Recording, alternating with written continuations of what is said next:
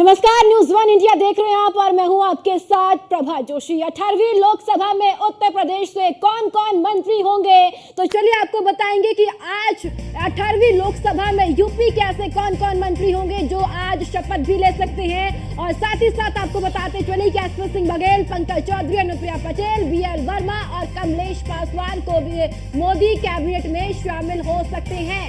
राजनाथ सिंह, जयंत चौधरी, जितिन प्रसाद, ये सभी ऐसे नाम हैं जो मोदी कैबिनेट में शामिल होंगे। एसपी सिंह बघेल, पंकज चौधरी, अनुप्रिया पटेल, तो ये सभी नाम हैं। बीएल वर्मा और कमलेश पासवान भी मोदी कैबिनेट में शामिल हो सकते हैं। तो संभावित मंत्रियों के ये नाम है, राजनाथ सिंह है, जयंत चौधरी, जितिन प्रसाद, ये तमाम ऐसे बड़े नाम हैं जिन्हें मोदी मंत्रिमंडल में शामिल किया जा सकता है। तो 18वीं लोकसभा में यूपी से संभावित ये तमाम मंत्रियों के नाम हैं। तो लोकसभा चुनाव के नतीजों के बाद देश की राजधानी नई दिल्ली में आज शाम भारत की नई सरकार बनने जा रही है। नरेंद्र मोदी तीसरी बार प्रधानमंत्री पद की शपथ लेंगे। इससे पहले नरेंद्र मोदी ने संभावित मंत्रियों के साथ बैठक भी की है। और उत्तर प्रदेश से कौन कौन से ऐसे नाम हैं जो मोदी मंत्रिमंडल में जिन्हें शामिल किया जा सकता है।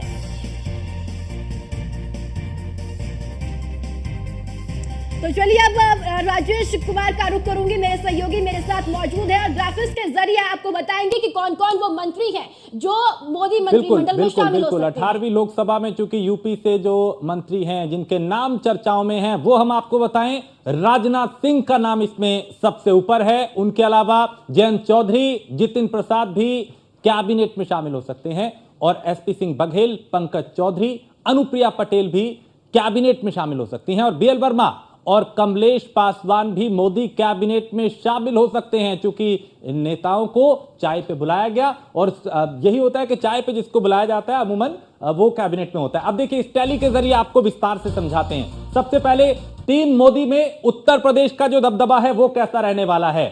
राजनाथ सिंह चूंकि लखनऊ से जीते और ये अवध क्षेत्र में आता है, वर्ग राजपूत नेता है वो, और यहां से राजनाथ सिंह चूंकि पहले भी रहे कैबिनेट में, एक बार फिर उनको कैबिनेट में जगह दी जा रही है। एसपी सिंह बघेल आगरा से जीते हैं, ब्रज क्षेत्र में सीट आती है और दलित नेता है, ऐसे में दलित वर्ग को साधने के लिए उनके जरिए एक बड़ा संदेश देने की कोशिश होगी। अगला नाम पंकज चौधरी का है जो महाराजगंज से चुनाव जीते हैं और पूर्वांचल से वो आते हैं। जाहिर है पूर्वांचल को भी साधने की कोशिश है और पूर्वांचल के जरिए चूंकि ओबीसी वर्ग से वो आते हैं तो ओबीसी वर्ग को साधने की कोशिश भी होगी आगे आने वाले वक्त में। अगला नाम आता है जितिन प्रसाद का जो पीलीभीत से जीते हैं और पीलीभीत चूंकि पश्चिमी उत्तर प्रदेश का हिस्सा है, ऐसे में ब्राह्मण वो चेहरा है और ब्राह्मण मतदाताओं को, ब्राह्मण समुदाय को यह संदेश देने की कोशिश कि हम आपके जो नेता हैं उनको पूरा सम्मान दे रहे हैं। अनुप्रिया पटेल का नाम आता है। अनुप्रिया पटेल चूंकि मिर्जापुर से वो चुनाव जीती हैं और पूर्वांचल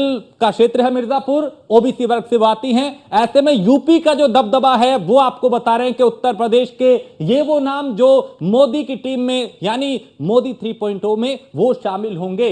जयंत चौधरी इस बार चूंकि 2014 के बाद उनका सूखा खत्म हुआ है, 2 सीटों पे लड़े थे, दोनों सीटें जीते जयंत चौधरी, उनकी पार्टी बागपत से, और चूंकि वो है। और ऐसे में अगर आपको ये भी बताएं कि जिस तरीके से पश्चिमी यूपी का चूंकि उन्होंने समीकरण ये बनाया था कि जाटों को साधने की कोशिश करेंगे, 2 सीटों पे लड़े थे, दोनों सीटें आरएलडी जीती थी और जाट नेता हैं वो जाटों को साधने की कोशिश है। अगला नाम आता है बीएल वर्मा का। बीएल वर्मा चूंकि बदायूं से चुनाव जीते हैं, बदायूं पश्चिमी यूपी में आता है और अगर जाति की बात करें यानी किस वर्ग को वो साधने की कोशिश करेंगे तो ओबीसी वर्ग से वो आते हैं। जाहिर है उनके जरिए भी एक बड़ा संदेश ओबीसी वर्ग को देने की कोशिश होगी। अगला नाम की बात करते हैं कि आगे किस नेता का नाम आता है। देखिए कमलेश पासवान है जो कि बांसगांव से चुनाव जीते हैं, पूर्वांचल में बांसगांव आता है और एससी समुदाय से वो आते हैं। ऐसे में दलितों को साधने की कहीं ना कहीं कोशिश होगी। ये पूरा रोड मैप है। टीम यानी जो उत्तर प्रदेश के मंत्री हैं उनका दबदबा टीम मोदी में रहेगा और ये वो नाम हैं जो आज मंत्री पद की शपथ लेंगे। ये इसमें आप ये भी समझिए कि इसमें सहयोगियों को भी सम्मान देने की पूरी कोशिश भारतीय जनता पार्टी ने की है। क्योंकि इस बार एनडीए की सरकार है, बहुमत बीजेपी अकेली नहीं ले पाई, लेकिन एनडीए मिलकर जो बहुमत लाई है उसमें जो सहयोगी हैं उनको भी पूरा सम्मान दिया जा रहा है। तो आज शाम एक भव्य शपथ ग्रहण समारोह होगा और उसको भव्य बनाने की पूरी तैयारी भी है। कई जो राष्ट्र हैं उनके प्रमुख भी इसमें शामिल होने के लिए देश की राजधानी में पहुंच रहे हैं। प्रभा, ये जिस तरीके से बड़ा संदेश देने की कोशिश, यूपी का दबदबा यहां मोदी की टीम में दिखाई दे रहा है। बिल्कुल राजेश, जिस तरीके से आपने पूरा ग्राफिक्स के जरिए समझाया दर्शकों को, यानी कि देखिए आने वाला 27 में चुनाव या विधानसभा चुनाव या उसके मद्देनजर कहीं ना कहीं जातीय समीकरण और क्षेत्र के आधार को ध्यान रखते हुए एनडीए यानी कि बीजेपी ने पूरा ध्यान उत्तर प्रदेश में रखा है। तो 8 ऐसे नाम हैं जिनको मोदी मंत्रिमंडल में शामिल किए जाने की पूरी संभावना है, जिसमें सबसे बड़ा नाम राजनाथ सिंह। देखिए राजनाथ सिंह को यहां पर फिर से रिपीट किया जा रहा है। राजेश, कहीं ना कहीं राजपूतों को यहां पर साधने की कोशिश यहां बीजेपी की ओर से की गई, क्योंकि अभी जो लोकसभा चुनाव का जो रिजल्ट आया उसमें कहीं ना कहीं बड़ा झटका यहां पर बीजेपी को लगा है। जो उम्मीद बीजेपी को यहां पर थी वो उम्मीद के अनुरूप वो जो रिजल्ट था वो नहीं आया। लेकिन अब यहां पर कई ऐसे मंत्री हैं जिनको रिपीट किया जा रहा है, कई ऐसे नाम हैं जिनको आगे किया जा रहा है, क्योंकि कई केंद्रीय मंत्री ऐसे थे जिनको हार का सामना भी करना पड़ा था।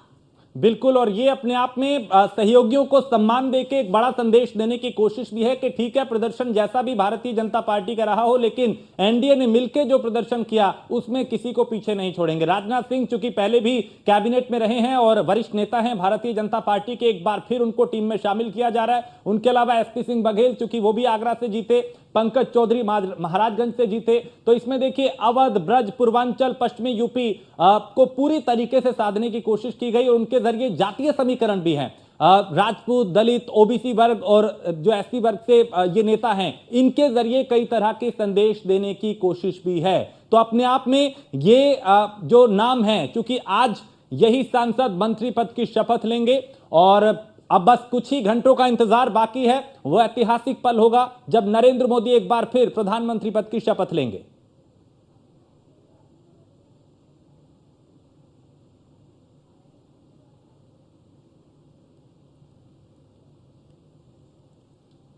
और चलिए हमारे संवाददाता हरेंद्र दुबे हमारे साथ जुड़ चुके हैं। हरेंद्र, देखिए अगर बात करें कमलेश पासवान की, बांसगांव से चुनाव उन्होंने जीता, पूर्वांचल की राजनीति को अच्छा खासा वो समझते हैं। पूरे जातिगत समीकरण को देखते हुए बीजेपी ने यहाँ पर जो मंत्रिमंडल का विस्तार अब हो रहा है, उनको यहाँ पर अब मंत्रिमंडल में जगह दी जा रही है। देखिए, खासतौर से अगर कमलेश पासवान की हम बात करें तो एक बार उनकी मां रही है, 4 बार से हैं, यानी उनका पूरा परिवार ये 5वीं बार है जो बांसगांव से जीत हासिल की है। खासतौर से उनको राजनीतिक और पूर्वांचल के बारे में काफी अनुभव है। कमलेश पासवान, पूर्वांचल में कम ही ऐसे लोग होंगे जो कमलेश पासवान को नहीं जानते होंगे। खास तौर से पूर्वांचल जिस तरह से समीकरण भारतीय जनता पार्टी ने सेट करके अपने मंत्रिमंडल में जगह देने का काम किया है, चाहे महाराजगंज तराई क्षेत्र की बात किया जाए, पंकज चौधरी हो, और गोरखपुर बांसगांव से कमलेश पासवान हो, और खास तौर से गोरखपुर, देवरिया, इधर पूर्वांचल का जो बेल्ट है, घोसी, मऊ, आजमगढ़, इधर के बेल्टों में काफी अच्छी अनुसूचित जात, पिछड़ी जात में ये पकड़ बनाने वाले व्यक्ति हैं। और इसी को देखते हुए भारतीय जनता पार्टी ने कमलेश पासवान को अपने मंत्रिमंडल में, खासतौर से मोदी के मंत्रिमंडल में जो 3.0 की सरकार बनने जा रही या शपथ लेगी, उसमें शामिल करने का काम किया है। ऐसे में हरेंद्र, एक बड़ा संदेश देने की भी कोशिश की है। हम पूरे अगर उत्तर प्रदेश के नेताओं को देखें इस कैबिनेट में जिन्हें जगह मिल सकती है, तो एक संदेश देने की कोशिश की है कि अवध हो, पूर्वांचल हो, पश्चिमी यूपी हो, और हर वर्ग के नेता हैं उनको जगह देके एक संदेश देने की कोशिश है। देखिए, खासतौर से संदेश देने का जिस तरह से हमने कहा ना, पहली बार ही हमने कहा कि हार एक संयोग है, कम सीटें आना एक संयोग है। वह किसी के ऊपर एक कहावत कही जाती है, कोई घटना घटी जाती हो जाती है तो एक दूसरे पर ठिकरा फोड़ा जाता है, ऐसा नहीं है, संयोग है। सीटें कम आई, फिर भी भारतीय जनता पार्टी ने अपने मंत्रिमंडल को मजबूत बनाने, जातीय समीकरण को जो साधने का काम किया है, खासतौर से जिस तरह से इंडिया गठबंधन ने जातीय समीकरण देखते हुए सीटों हद तक सफल रही, उसी एजेंडे को लेकर के भारतीय जनता पार्टी अब जातीय समीकरण को सेट करने में लगी। और जिसका एक नमूना, जिसकी पेशकश है लोकसभा भाषणों से कमलेश पासवान। और खास तौर से आपको बता दें कि पूर्वांचल के कोई ऐसा जिला नहीं जिसमें अनुसूचित जाति और अनुसूचित पिछड़ी जाति के लोग हों। खासी पकड़ कमलेश पासवान की, क्योंकि 4 बार 5 बार के पूरा परिवार की तरह से इनकी मां सांसद रही, 4 बार से हैं, तो अच्छी पकड़ अनुसूचित जाति और अनुसूचित पिछड़ी जाति में कमलेश पासवान अपना रखते हैं। हाँ। जिसकी वजह से भारतीय जनता पार्टी ने समीकरण सेट किया है ताकि 2027-2029 कहीं किसी तरह की व्यवधान न पैदा हो और जाति सब जो बहुजन समाज पार्टी का वोट हो, बहुजन समाज पार्टी पर काफी इनकी पकड़ है और उस पकड़ को कायम रखें। ठीक है। इसी को देखते हुए इनको मंत्रिमंडल शामिल किया। ठीक है, हमारे साथ नेता बीजेपी मनोज पंडित भी जुड़ चुके हैं और वरिष्ठ पत्रकार विष्णुदेव राव भी हमारे साथ जुड़ चुके हैं। आप दोनों का बहुत स्वागत है। विष्णुदेव जी, उत्तर प्रदेश के दबदबे को अगर देखें मोदी 3.0 में, तो ये जो हर जाति के उम्मीदवार को यानी जो सांसद है उनको मंत्री बनाने की तैयारी है, इसमें युवा भी हैं, वरिष्ठ भी हैं, क्या संदेश देने की कोशिश है? देखिए, संदेश जो दिया जाएगा वो तो अभी आने वाले समय में बताया जाएगा, लेकिन फिलहाल में पहले से ही तय था कि उत्तर प्रदेश का सहयोग बहुत कम रखा जाएगा। फिर इस बार की पहली जो चरण हो रहा है मंत्रालय बांटने में। इसके अलावा क्योंकि आप देखेंगे पिछली बार जो ये चुनाव हुआ इसमें 10 केंद्रीय मंत्री लड़ रहे थे, 10 में से 7 हारे हैं, सिर्फ 3 जीते हैं। राजनाथ सिंह, ये पंकज मलिक और ये एसपी सिंह बघेल, ये सिर्फ 3 लोग जीते हैं और वो भी इनकी विनिंग मार्जिन बहुत कम रही है। इसमें सबसे आपने जो पंकज मलिक का नाम लिया, आपने ये पासवान जी का नाम लिया जो आपने, ये पासवान जी 5वीं बार, आपके संवाददाता ने भी बताया, 5वीं बार सांसदी जीते हैं अपनी बांसगांव सीट से। ये बहुत प्रभावी नेता है अपने पूरी बेल्ट में, उत्तर प्रदेश में काफी नाम है इनका। तो इस हिसाब से अगर देखें तो उत्तर प्रदेश का, क्योंकि आने वाले चुनाव बीजेपी को देखने हैं, महाराष्ट्र में है, हरियाणा में है और ये बिहार में अगले साल विधानसभा चुनाव है, तो उनकी जो है भूमिका ज्यादा है केंद्रीय काबीना में। और अगर आप काबीना देखें जो सामने खबरों के हिसाब से आ रही है, तो शीर्ष नेतृत्व तो उसी तरीके का है जो 2019 में था। तो मुझे लगता है पुराने और नए जीत के आए हैं उनमें समन्वय बैठाने की कोशिश करी है। हाँ, जातियों का खास तौर पर ध्यान रखा गया है, क्योंकि उत्तर प्रदेश और बिहार में जो जिन लोगों को काबीना में रखने की बात चल रही है, जो आपने भी बताया, उस हिसाब से जातियों का समीकरण बिठाया जा रहा है। आने वाले समय में जब नेक्स्ट कैबिनेट एक्सपेंशन होगा तो और बेहतर तरीके से जातियों का समीकरण भाजपा बिठाएगी। जी। ऐसे में मनोज जी, इस मंत्रिमंडल की तस्वीर को अगर हम देखें जो अभी नजर आ रही है, इसके जरिए आपने सहयोगियों को भी सम्मान देने की कोशिश की है, यानी क्या हम ये उम्मीद करें कि आगे भी ये जो इस तरीके से जो आप लोग एकजुट हुए, फिर चुनाव लड़े, फिर कहा जा रहा था कि कहीं जोड़ तोड़ ना हो, लेकिन अभी हम कैबिनेट को देखें तो उसमें चाहे जयंत चौधरी हो, चाहे अनुप्रिया पटेल हो, उनको भी आपने एक बार फिर से मौका देके एक संदेश दिया है कि हम सहयोगियों का भी पूरा सम्मान कर रहे हैं? देखिए राजेश भाई, अब की बार तो खैर जरूरत है, पिछली बार हमें जरूरत नहीं थी, उसके बावजूद भी हमने सबको सम्मान दिया। भाई आप ही देखिए, पिछली बार तो भारतीय जनता पार्टी की इंडिपेंडेंट गवर्नमेंट पूर्ण बहुमत की सरकार खुद के दम पे थी, तब भी हमने सहयोगियों को जो है छोड़ा नहीं और उनके साथ हर चीज से खड़े थे हम लोग। अब तो चूंकि अब एक ऐसी परिस्थिति है कि जहां पर आज इनकी आवश्यकता है, तो भारतीय जनता पार्टी पूरा सम्मान पहले भी देती रही है और अब भी देती रहेगी। और जो भारतीय जनता पार्टी ने जनता से वादे किए हैं, उन वादों को सारे सहयोगी दलों का यह आश्वासन है कि जो भी वादे किए हैं उनको पूरा करने में वो भारतीय जनता पार्टी का सहयोग करेंगे। ठीक है मनोज जी, आपके पास लौटते हैं। विश्वदीप जी, एक सवाल मेरा भी आपसे ये है कि जिस तरीके से सहयोगी दलों को यहाँ पर खुश रखने की कोशिश बीजेपी की ओर से की जा रही है, तमाम सहयोगी दलों के सांसदों को मंत्री बनाने की बात कही जा रही है, इससे क्या ये साफ तौर पर समझा जाए कि जो प्रदर्शन बीजेपी का कहीं ना कहीं इस लोकसभा चुनाव में थोड़ा सा खराब रहा और सहयोगी दलों का जो प्रदर्शन बेहतर रहा वो यहाँ पर भारी पड़ गया? ऐसा नहीं है। प्रभा, मैं आपकी बात से और लोकतंत्र जी में ये मनोज सब जी, चलता मनोज जी, रहता है। विश्वदीप जी से सवाल था। प्रभा जी, मैं आपकी बात से सहमत नहीं हूं कि जी सहयोगियों का प्रदर्शन अच्छा रहा। आप देखेंगे ओपी राजभर को टिकट दिया, वो हार गए। इधर निषाद पार्टी को टिकट दिया, वो हार गए। नहीं विश्वदीप जी, अगर मैं ये जिक्र टीडीपी का वैसे बता करूं देंगे और आप। जेडीयू का करूं, आंध्र प्रदेश और बिहार को लेकर साथ में जोड़ के अगर इन पूरे लोकसभा चुनाव को देखा जाए उसके लिहाज से। जी, तब तो बिल्कुल सही कह रही हैं आप।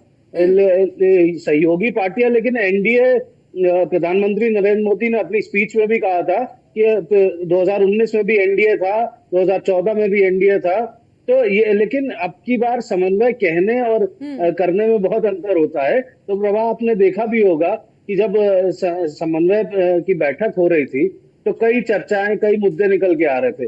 जयंत चौधरी को आप समझिए, जब जब उनको अपनी पार्टी से गठजोड़ लिया था बीजेपी में, तब उनको एक एमएलसी सीट दी गई, उसके बाद एक काबिना मंत्री बनाया गया उनका, उसके बाद अब इनको केंद्र में काबिना मंत्री बनाया जा रहा है। तो ये तीन तीन, 2 सीट के बदले उनको 3 सीटें दे दी गई। इधर उसी तरह अनुप्रिया पटेल को देखिए, तो अनुप्रिया पटेल 2 सीट पिछली बार जीती थी, अब की बार तो एक ही सीट जीती है।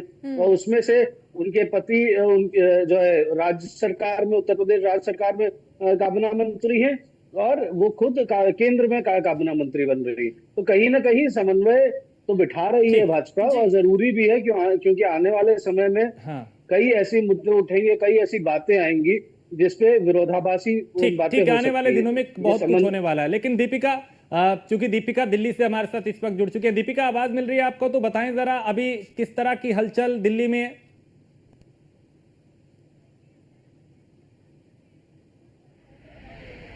बिल्कुल, देखिए अगर हलचल की हम बात करते हैं तो इस वक्त राजनीति का जो पारा है वो दिल्ली ही केंद्र बिंदु है, और दिल्ली के इर्द गिर्द सारी राजनीति इस वक्त, क्योंकि अब से कुछ ही घंटे बचे हुए हैं जब प्रधानमंत्री नरेंद्र मोदी का शपथ ग्रहण समारोह हो रहा है। और ऐसे में देखिए इस वक्त हमारी मौजूदगी ठीक प्रधानमंत्री आवास के बाहर है, और यहाँ पर अब से कुछ ही देर पहले चाय पार्टी हुई थी, और वहाँ उन सभी चेहरों को शामिल किया गया था जिनको आज शपथ ग्रहण समारोह में शपथ लेनी। और ऐसे में तमाम नाम हैं, लगभग 68 नाम बताए जा रहे हैं कि जो बीजेपी के खेमे से रहने वाले 12 नाम ऐसे हैं जो उनके सहयोगी दल, जिसमें से 2 जेडीयू के मंत्री होने वाले हैं। इसके अलावा अगर बात करते हैं टीडीएस के 2 मंत्री रहने वाले हैं, और इसके अलावा एक एक करके इस तरह जो अन्य क्षेत्रीय दल, कुल मिलाकर 12 ऐसे नाम हैं जो आज मंत्रिमंडल में शामिल हो सकते हैं। तो ये तमाम नामों को लेकर लगातार चर्चाएं चल रही हैं, और एनडीए जो सबका साथ सबका विकास भारतीय जनता पार्टी का नारा रहा है, आज वो साफ तौर पर जमीनी स्तर पर हमें मूर्त रूप होते हुए दिख रहा है। क्योंकि जिस तरह से देखिए भारतीय जनता पार्टी ने और आज जो एनडीए का बीते 2 दिनों से संसदीय दल की जो बैठक चल रही थी, एक बार फिर से नरेंद्र मोदी को प्रधानमंत्री चुना गया है, संसदीय दल का नेता चुना गया है। ऐसे में ये एक दिखाने का प्रयास किया जा रहा है कि भले ही भारतीय जनता पार्टी के पास जो 4 मुख्य मंत्रालय रहने की बात कही गई है, जिसमें गृह मंत्रालय, रक्षा मंत्रालय, वित्त मंत्रालय और विदेश मंत्रालय बताया जा रहा है, सूत्रों के हवाले से जो जानकारी है कि ये 4 मंत्रालय भारतीय जनता पार्टी के पास ही रहेंगे। इसके अलावा अपने साथियों को खुश करने के लिए भी बीजेपी ने कई मुख्य मंत्रालय देने के लिए चर्चा हुई है। आज हालांकि ये साफ होगा कि कौन सा पोर्टफोलियो किस मंत्री को मिलेगा, लेकिन कयासों का बाजार पूरी तरह से राजेश इस वक्त गर्म है, और अब सभी के मन में यही चर्चा चल रही है। सभी लोग इसी बात पर चर्चा कर रहे हैं कि कौन से पद के लिए किस चेहरे को चुना गया है। लेकिन ज्यादा अंतर इस वक्त नहीं देखने को मिलेगा इस मंत्रिमंडल में, जैसा कि 2014 और 2019 में रहा है, उसी तरह का कुछ ही मंत्रिमंडल रहने वाला है। थोड़ा सा बदलाव यहाँ पर यह होगा कि इस बार भारतीय जनता पार्टी का जो प्रदर्शन रहा है, कहीं ना कहीं उसमें जो नतीजे रहे हैं उस मुताबिक नहीं रहे हैं, और ऐसे में इस मंत्रिमंडल को उस रूप से बनाने के लिए जातीय समीकरण को भी साधने का पूरा प्रयास किया जाएगा। इससे पहले भी देखिए जब हम पूरा समीकरण समझ रहे थे तो राज्यों के अनुसार से भी जहां भारतीय जनता पार्टी इस बार मंत्रिमंडल से चेहरों को उठा रही है, तो वहीं उन चेहरों को भी उठाया जा रहा है जो जातीय समीकरण को साधने में बेहद अहम रहेंगे। इसके अलावा वो चेहरे भी इस मंत्रिमंडल में शामिल करे जा रहे हैं जो आने वाले समय में विधानसभा चुनाव में भी फायदा पहुंचा सकते हैं। जैसे बात चाहे हरियाणा की करते हैं हम, या फिर महाराष्ट्र की करें, या फिर आने वाले समय में बिहार में भी चुनाव है। और ऐसे में देखिए, जब हम बात हरियाणा की कर रहे हैं तो हरियाणा के पूर्व मुख्यमंत्री मनोहर लाल को भी आज के कैबिनेट में जगह मिल रही है। इसके अलावा महाराष्ट्र से भी मंत्रिमंडल में शामिल किए जा रहे हैं। मंत्रिमंडल में जगह दी जा रही है। सर्वेश्वरी हमारे साथ है। सर्वेश्वरी, मोदी मंत्रिमंडल में जो तमाम नाम सामने आ रखे हैं, इन तमाम नामों के जरिए उत्तर प्रदेश का खासतौर का जिक्र करें तो क्या कुछ नया आप देख रहे हैं इस बार? प्रभा जी, देखिए, मुझे लगता है कि उत्तर प्रदेश को उतना तवज्जो नहीं देना चाहिए उत्तर भारत को इस बार मंत्रिमंडल में। और मैं इसलिए बार बार कहता हूं कि बीजेपी पे तोहमत लगता था कि ये उत्तर भारत की पार्टी है, ये साउथ इंडिया से इनके। ठीक है सर्वेश, जिस तरीके से अभी की पिक्चर हम देख पा रहे हैं कैबिनेट को लेकर और मंत्रियों को लेकर, नामों को लेकर, उसमें एक बैलेंस रखने की कोशिश की है कि युवा चेहरे भी हैं और वरिष्ठ चेहरे भी हैं, ताकि अनुभव और युवा शक्ति जो है उसका बैलेंस दिखाई दे रहा है। राजेश, ये पहली बार नहीं हुआ है, ये बीजेपी गवर्नमेंट के ये, मोदी गवर्नमेंट के ये, या एनडीए सरकार के ये, उनका ये पहले से ही रहा है। युवा के साथ साथ जो पुराने चेहरे हैं, जो मतलब परिपक्व नेता है, उनको भी जगह मिलती है। और बीजेपी का सदा से युवा को हो या महिलाओं को हो, आगे रखने, उनको अपनी पार्टी में बढ़ाने का पूरा श्रेय रहता है। साथ ही साथ घटक दल के भी जो चेहरे आते हैं उनको भी शामिल करते हैं। मैं अपनी पहली बात पे कह रहा था कि यूपी से कितने मिनिस्टर, मैं चाहता हूं कि जो